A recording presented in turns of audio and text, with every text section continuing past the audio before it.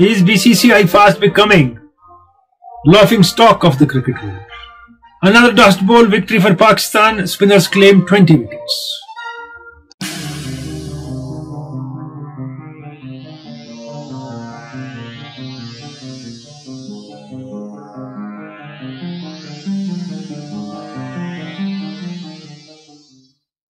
आज बात करूंगा इंडियन टीम की, टीम सिलेक्शन की, चैंपियंस ट्रॉफी के, और जो हालात हैं, जो खबरें हैं उनकी, और पाकिस्तान ने जो मैच जीता है टेस्ट मैच उसकी। कुछ दिनों में खेल के मैदान के साथ भी आऊंगा, आपके सवाल वगैरह उनके जवाब दूंगा। लेकिन पहले बात करेंगे हम बीसीसीआई की। बीसीसीआई में क्या हो रहा है? बहुत सी चीजों पे ढकना रखा जा रहा है, लेकिन वो उबाला जो है वो ढकने को ऊपर उठा रहा है। आप ढकने को दबा नहीं पा रहे।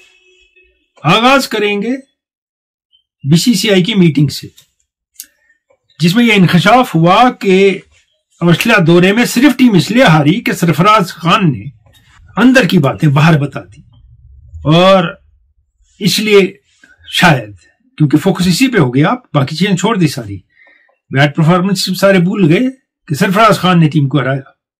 इंफॉर्मेशन लीक हुई है, बड़ी सीक्रेट इंफॉर्मेशन, खतरनाक। ऐसा कुछ लीक हुआ नहीं, हमने सुना नहीं, और किसी ने यह नहीं पूछा कि अगर आप कहते हैं सरफराज खान ने यह लीक की है, आपको ये किसने बताया? What is your source? Nobody has asked now. और भी कई बातें हुई, उनकी तरह जाने भी आऊंगा। पहले सरफराज खान की बात करेंगे। पूरे टूर पे यह दिखाया गया कि यह टीम में सिलेक्ट नहीं होना चाहिए था। लगातार अफवाहें हुई और कैलकुलेटेड लीक्स, में 12 कैलकुलेटेड लीक्स की बात करता हूं जो बीसीसीआई और उनके क्रोनीज फैलाते हैं बातें, चाहे कमेंट्री में हो या कहीं हो या प्रेस में हो, मीडिया में हो, कि ये इंग्लैंड के दौरे पे नहीं जाएगा, इसका टेस्ट करियर खत्म है, ये डरता है, इसको खेलना नहीं आता है।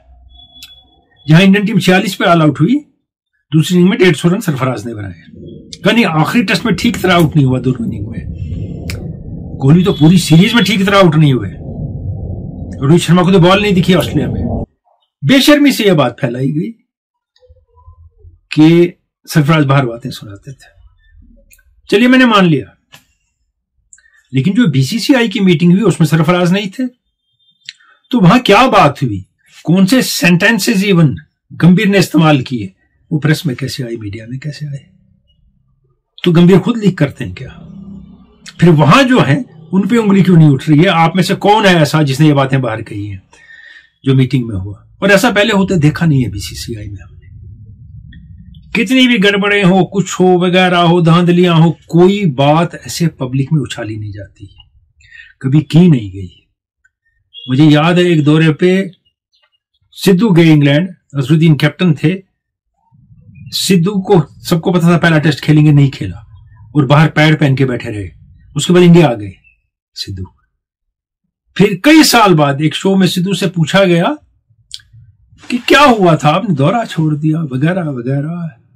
उनने कहा ये मेरे घर का मामला है, अंदर की बात है घर की, ये पब्लिक में शेयर नहीं होती है। ये इंडियन टीम का ड्रेसिंग रूम था। और आज देखिए आप, कोई अपने आप को बचाने के लिए, कोई किसी को बचाने के लिए करके आ रहा है। एक यंगस्टर को आपने बस के नीचे डाल दिया, करियर खत्म कर दिया आपने उसका। अगर आप उनको टीम में भी लाएंगे सरफराज को, वो कैसे खेलेगा इतने प्रेशर के बाद? एक तो मीडिया ने पहले ही प्रेशर बिल्ड किया कि टेस्ट नहीं खेलना चाहिए था, उसके बाद परफॉर्मेंस देने के बाद भी अब ये नए मामले खड़े किए आपने, तो इश्यूज मल्टीप्लाई किया एक प्लेयर को बर्बाद करने के लिए। ये क्या तरीका है? हमारी समझ से बाहर है। और बीसीसीआई इतना नीचे कभी गिरता नहीं था जितना आज गिर रहा है। इसमें हाथ है अग्रकर का, रोहित शर्मा का और गंभीर, तीनों का। अब एक खिलाड़ी इंडियन टीम का जब ऑस्ट्रेलिया जाता है दौरे पे, तो उसके लगेज में उसके कपड़ों का वजन 105 किलो है, दूसरे के किट का 150 किलो है। एक कहता है मुझे अपना कुक साथ चाहिए, शेफ। दूसरा खिलाड़ी, मैं बस में टीम की ट्रेवल नहीं करूंगा, मैं अलग गाड़ी में ट्रेवल करना चाहिए, मैं टीम के साथ ट्रेवल नहीं करूंगा। ये बातें क्यों नहीं उछाली गई? इनकी खबर क्यों नहीं ली गई इन लोगों की? बात तो ये है सोचने की कि अगर आप टीम की बस में ट्रेवल नहीं कर सकते, क्या रेशियल डिस्क्रिमिनेशन है टीम में? क्या हायरार्की है टीम में? क्या कोई और डिस्क्रिमिनेशन है टीम में? यहां गंभीर ने कुछ अर्सा पहले एक बात कही थी, वो मेरे जहन में आती है।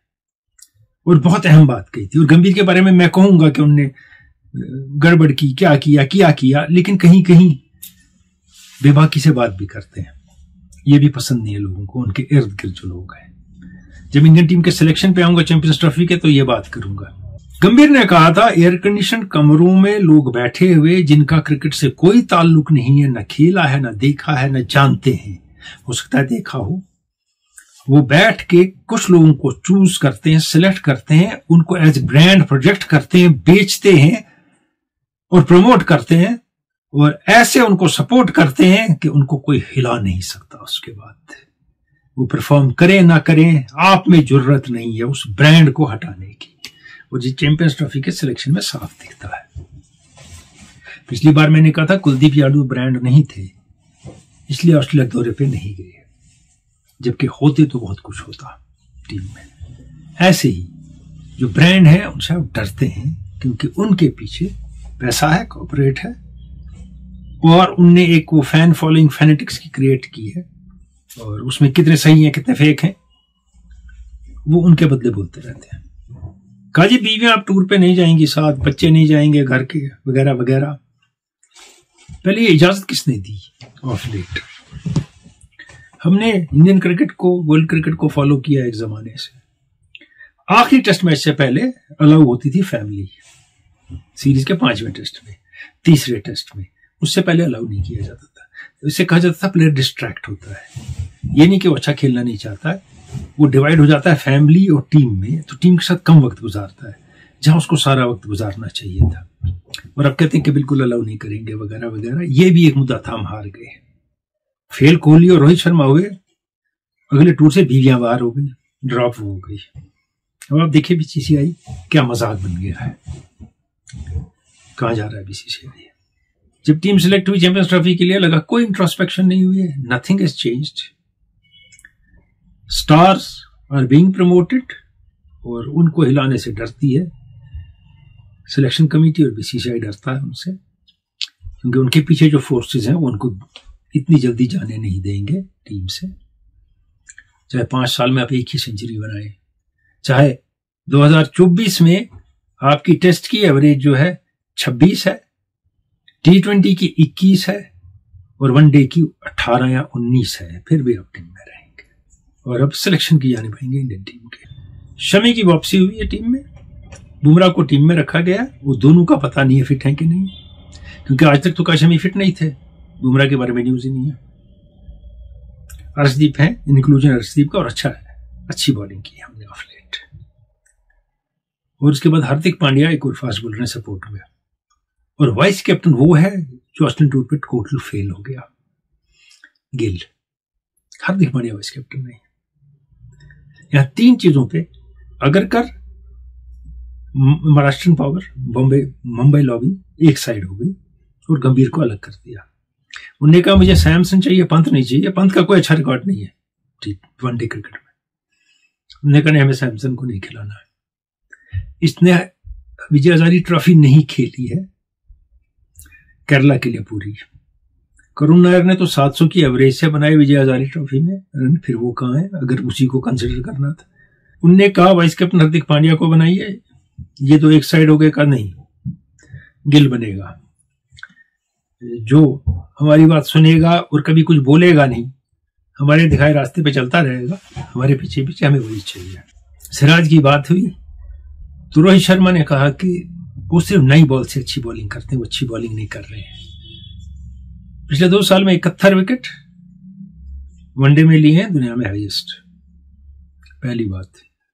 और शायद वो भूल गए वनडे में 2 एंड से 2 नई बॉलें इस्तेमाल होती हैं, बॉल पुरानी कहां होती है, 25 ही ओवर तो बॉलिंग होती है एक बॉल से।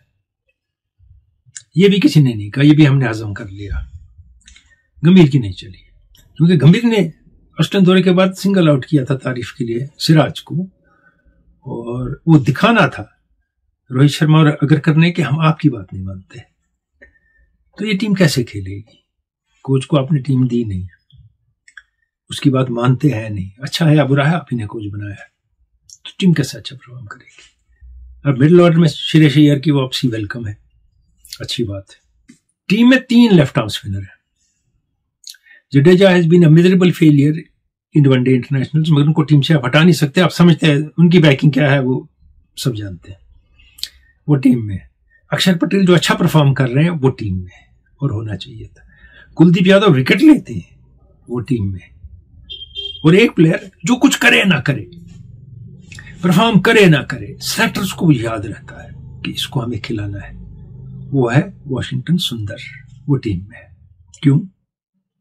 कौन सी परफॉर्मेंस है उनके पीछे? वॉशिंगटन सुंदर को इस्तेमाल करके गंभीर ने और रोहित शर्मा ने अश्विन को रिटायर करवा दिया। कहीं तुमसे अच्छा है, वो है, वगैरह वगैरह है। वो इसको खिला खिला के फिर क्या किया परफॉर्मेंस ने? वो क्यों है टीम में? जब आप कहेंगे 2-4 विकेट ले लेगा, हेटे मारेगा, मैंने क्या कहा था? In first place he doesn't deserve to be in the team. है टीम में, नजर उसी तक जाती है सिर्फ।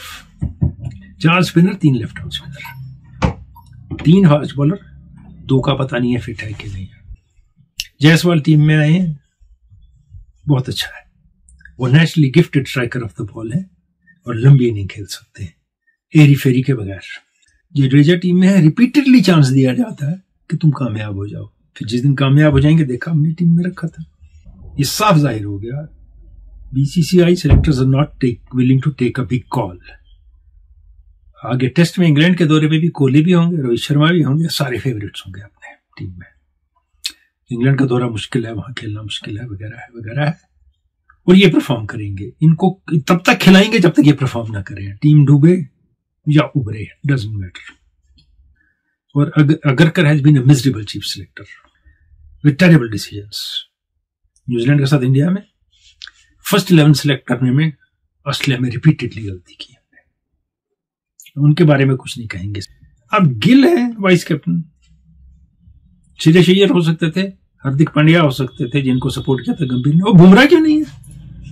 Top class player, vice captain in test cricket, वो वाइस कैप्टन। कंफ्यूजन है बहुत ज्यादा, और confusion results in ordinary performances और average performances.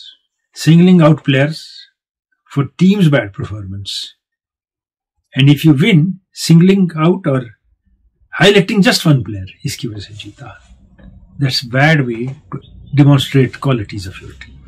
High power team है, इसमें खिलाड़ी हैं हाई कैलिबर के, मगर उनको जिताना है और दिखाना है कि तुम इंडिस्पेंसेबल नहीं हो। वो नहीं हो पा रहा है। पाकिस्तान ने 3-3 दिन में टेस्ट मैच जीत लिया। लो स्कोरिंग मैच था, बॉल बहुत टर्न हो रही थी, और साजिद खान बहुत ज्यादा बॉल टर्न कराते हैं। बड़ी बात यह है, सब टर्निंग विकेट पे बॉल टर्न कराते हैं, लेकिन मैंने उतनी टर्न कराते किसी को नहीं देखा। और दोनों इनिंग में पहली इनिंग में 4, दूसरी में 3 विकेट वो ले गए, बाद में और भी ले गए विकेट वो। और खुरम शहजाद के नाम एक टेस्ट चढ़ गया, 1 ओवर किया उन्होंने उसमें। और पाकिस्तान की टीम जो है मरते मारते 200 क्रॉस कर लिया, फिर और कुछ कर लिया। और वेस्ट इंडीज के प्लेयरों के लिए ये टोटली नई सिचुएशन है, प्लेइंग ऑन सच विकेट्स। उनको कुछ समझ नहीं आया, नथिंग एट ऑल, कुछ नहीं समझे वो। पहली इनिंग में अबरार अंडर बॉल हुए, दूसरी में मजबूरन उनको बॉलिंग देनी पड़ी जब पार्टनरशिप जम गई, फिर 4 विकेट लिए उन्होंने, क्योंकि 3 स्पिनर खिला के शान मसूद उनको हैंडल नहीं कर पाते। शान मसूद ने अच्छी बैटिंग करके 50 बनाया, सौद शकील ने और रिजवान ने टीम को बचाया। वैका ने 7 विकेट लिए वहां से, और 9 विकेट साजिद खान ने लिए, और बहुत अच्छी बॉलिंग की। नवान अली ने भी अच्छी बॉलिंग की इस मैच में। लेकिन ये वो जो इंडिया करता आया है, उनने अपना लिया ये जीतने का यही तरीका घर में। इंडिया के केस में हम थोड़े सरप्राइज भी होते थे, क्योंकि ज्यादा विकेट टेकिंग बॉलर थे फास्ट भी इंडिया के पास, बैट्समैन ज्यादा एक्सपीरियंस और क्वालिटी के थे, वो क्यों करते थे। पाकिस्तान का अंडरस्टैंडेबल इसलिए है कि मैच विनिंग फास्ट बॉलर कम है, और अगर कोई मैच विनिंग फास्ट बॉलर हो, विकेट लो, अब्बास की तरह वो ड्रॉप हो जाता है। तो अब्बास टीम में नहीं थे। यूटेंसिल्स ने शुरू में अच्छी बॉलिंग की, इससे मुझे बाबर आजम याद आया। दोनों इनिंग में नाकाम हुए, और दोनों इनिंग में जो उनकी वीकनेस है उसी से आउट हुए। पहली इनिंग में वो नो मैन्स लैंड में खेलते कॉर्ड बिहाइंड हो गए। अपनी टांग जो उनकी लेफ्ट लेग है वो क्रीज पे है, अगर आप रिप्ले देखें, मैंने देखी हुई है, खेली हुई है क्रिकेट। दाई टांग जो है उनकी, दाई टांग है, दिस लेग, राइट लेग, ये गई है ऑफ स्टंप की तरफ 6-7 इंच पीछे। ये कोई बैकफुट खेलने का तरीका नहीं है, कोई ऐसे बैकफुट नहीं खेलता है। आपके दोनों पांव चलने हैं, या क्रीज पे ही अक्रॉस जाना है यूं, या दोनों बैक एंड अक्रॉस, और बैट पे यूं। और सेकंड इनिंग में लेफ्ट आर्म स्पिनर आर्मर, कोई भी लेफ्ट आर्म स्पिनर दुनिया का आ जाए वो एलबीडब्ल्यू के लिए कैंडिडेट है। टर्निंग बॉल या सीधी बॉल थोड़ी यूं एंगल से अंदर गॉन, बैट को लगती नहीं है ये ball. Imagine what is the issue, he thrusts his pad in front of the ball for waiting for ball to do something. His pad does nothing at all in these cases. कुछ लोगों ने Facebook वगैरह पे उनको तनकीद का निशाना बनाया था, वहां मैंने उनको सपोर्ट किया, ये कह के कि सभी फेल हो रहे हैं, विकेट ऐसा है। लेकिन ये मैं उनके फ्लॉज की बात कर रहा हूं। जिस पीरियड में यूनिस खान इनके बैटिंग कोच थे, इनका एलबीडब्ल्यू होना कम हो गया था। He needs serious coaching to rectify these defects. एक यूं बैठ जाना ऑफ पे, फिर वो वनडे के सिर्फ अच्छे प्लेयर रह जाएंगे जिस तरह वो जा रहे हैं। और बॉल अंदर आई लेफ्ट आर्म की, या थोड़ी सी मूवमेंट हुई फास्ट बॉलर की, एलबीडब्ल्यू। फॉलिंग ओवर भी नहीं होता है, वो इतना पीछे होते हैं कि बॉल स्टंप्स पे ही लगनी, टांग आगे जाती नहीं। तो मशवरा जरूरी है उनके लिए, चाहे जावेद मियां जैसा आदमी हो, या यूनिस खान हो, या कोई और।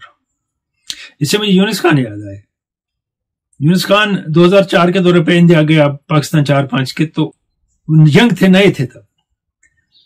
बहुत कोशिश की कि मैं द्राविड से मुलाकात करूं, फिर किसी तरह द्राविड तक मैसेज पहुंचा। एक ही होटल में रहते थे, ऊपर वाली किसी मंजिल में द्राविड रहते थे, नीचे 10-12 मंजिल का होटल था, उसमें पाकिस्तान टीम।